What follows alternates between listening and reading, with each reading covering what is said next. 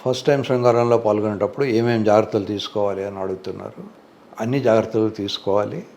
ముఖ్యంగా వ్యాధుల గురించి అవగాహన ఉండాలి. ఎస్పెషల్లీ హెచ్ఐవి అనే వ్యాధి కానీ, సెక్సువల్లీ ట్రాన్స్మిటెడ్ డిసీజెస్ ఎస్టీడీ కానీ, కొంతమంది అబ్బాయిలకు కానీ అమ్మాయిలకు కానీ ఫంగల్ ఇన్ఫెక్షన్ ఉండొచ్చు. ఫంగల్ ఇన్ఫెక్షన్ కూడా ట్రాన్స్మిట్ అయ్యే అవకాశం ఉంటుంది. వీటన్నిటిలోకి బాగా డేంజరస్గా ఉండేటిది హెచ్ఐవి, రెండోది ఎస్టీడీ. కనుక డాక్టర్ను సంప్రదించకుండా, స్టేటస్ తెలియకుండా శృంగారంలో పాల్గొనడం రిస్క్. ముఖ్యంగా హెచ్ఐవి ఒక్కొక్కసారి 3 నెలల దాకా కానీ బయటపడదు. దాన్ని విండో పీరియడ్ అంటారు. ఆ విండో పీరియడ్లో మీరు శృంగారం చేస్తే హెచ్ఐవి వచ్చే అవకాశాలు ఉంటాయి. కనుక న్యాయంగా, ధర్మంగా ఉండేందుకు ప్రయత్నం చేయండి. తెలియని వ్యక్తులతో కొత్త ప్లేస్లో వెళ్ళినప్పుడు శృంగారం చేయకండి. శృంగారం చేసినప్పుడు వచ్చే వ్యాధులు ఒకసారి వచ్చి పట్టుకుంటే జీవితాంతం ఉంటాయి. ఫర్ ఎగ్జాంపుల్ హెచ్ఐవి కనుక వస్తే మామూలు నర్సింగ్ హోమ్స్లో ఎక్కడ మీకు ట్రీట్మెంట్ ఇయ్యరు. సింపుల్గా ఏదైనా గ్లూకోజ్ పెట్టాలంటే సిస్టర్లు చేతికి గ్లవ్ వేసుకొని మీ హెచ్ఐవి స్టేటస్ తెలిసిన తర్వాత కానీ వాళ్ళు ఫ్లూయిడ్స్ ఇయ్యరు. ఎమర్జెన్సీలో కూడా ఫ్లూయిడ్ పెట్టడానికి జంకుతారు. కనుక హెచ్ఐవి రాకుండా చూసుకోండి. న్యాయంగా ఉండేందుకు, ధర్మంగా ఉండేందుకు ప్రయత్నం చేయండి. తెలియని వ్యక్తులతో అసలు శృంగారం చేయొద్దు. తెలిసిన వ్యక్తులు కూడా వాళ్ళ మెడికల్ స్టేటస్ తెలియకుండా చేయకూడదు. శృంగారం క్యాజువల్ కాదు.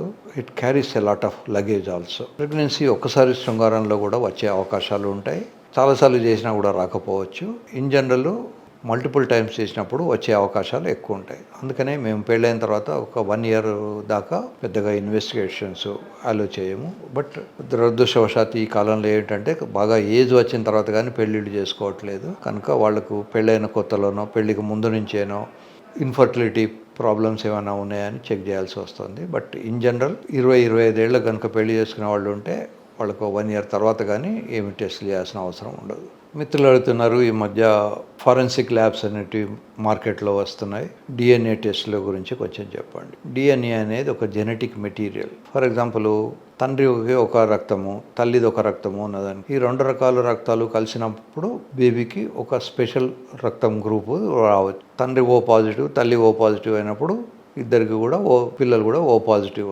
అలా కాకుండా తండ్రి ఏ అయినప్పుడు తల్లి ఓ అయినప్పుడు ఇంకొక గ్రూప్ రావచ్చు. ఇలా గ్రూప్స్ డిఫరెంట్గా వస్తుంటాయి. ఇది సింపుల్ బ్లడ్ టెస్ట్లో మనకు కొంతవరకు తెలుస్తుంది. ఈ బ్లడ్ గ్రూప్ అనేది కొన్ని వేల మందికి ఉండొచ్చు. కనుక పర్టికులర్గా ఈ పర్టికులర్ అబ్బాయితోటే ప్రెగ్నెన్సీ వచ్చిందా, ఈ పర్టికులర్ అమ్మాయితోటే పిల్లలు వచ్చారా అనే దానికి కోసమని ఇంకా కొన్ని ఫర్దర్ టెస్ట్లు ఉంటాయి.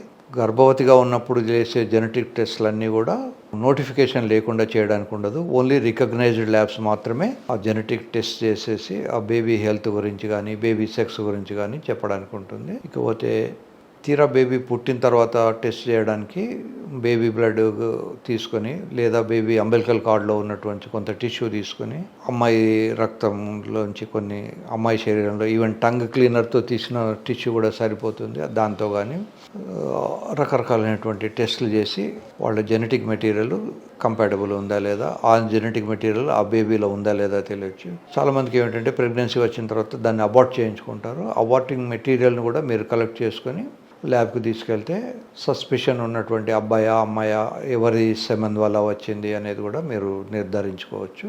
తర్వాత డిస్ప్యూట్స్ ఉన్నప్పుడు కోర్టు రెఫరల్ తీసుకొని వచ్చి చేసినప్పుడు ఈ కలెక్టెడ్ మెటీరియల్కు వాళ్ళు ఒక ఐడెంటిఫికేషన్ డాక్టర్ గారు చేసి దానికి ఒక సీల్ వేసి ఇస్తారు.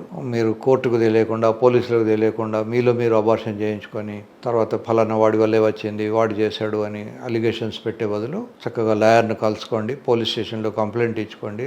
కేసు బుక్ చేసుకున్న తర్వాత వాళ్ళు గవర్నమెంట్ హాస్పిటల్కి కానీ ప్రైవేట్ హాస్పిటల్లో అయితే వాళ్ళు కూడా ఒక రెఫరెన్స్ ఇస్తారు. ఇచ్చినప్పుడు ఆ డాక్టర్ గారు మీ శాంపుల్స్ కలెక్ట్ చేసి అబార్టెడ్ మెటీరియల్ను ప్రిజర్వ్ చేసి మీకు ఇస్తారు. సో దట్ రేపు పొద్దున మళ్ళీ టెస్ట్లు అవసరమైనప్పుడు ప్రూఫ్ ఉంటుంది.